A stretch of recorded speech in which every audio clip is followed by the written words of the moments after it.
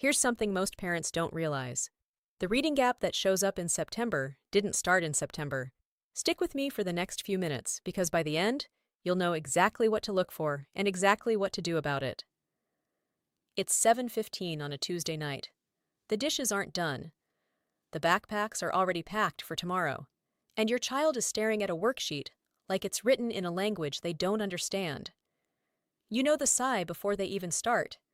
You know, "I don't get it," said in the same flat voice every night.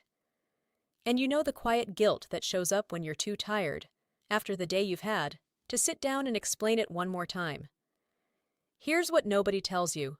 You're not doing anything wrong, and neither is your child. Most people don't realize a classroom of 25 kids moves at exactly one pace, the average pace. If your child needed a little more time on something back in the spring, that gap doesn't close over the summer.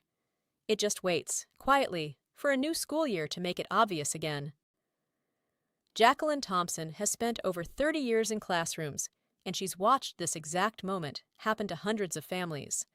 A capable kid, a worn-out parent, and a gap that just needed the right kind of attention to close. That's why Jacqueline Thompson and her team at SBT Reading Tutors built a program to close exactly that gap. But here's the part almost nobody talks about.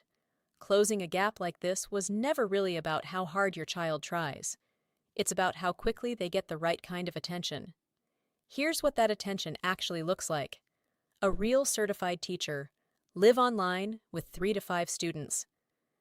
Never a crowd your child can disappear into.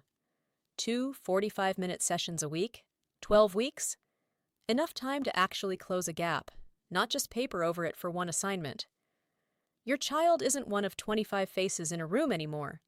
They're one of a handful, which means when they're stuck, someone actually notices and does something about it right then. Picture a different Tuesday. 7:15 p.m.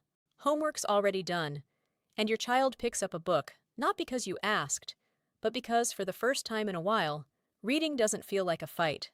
That's not a small thing. For a lot of families, that one change is everything.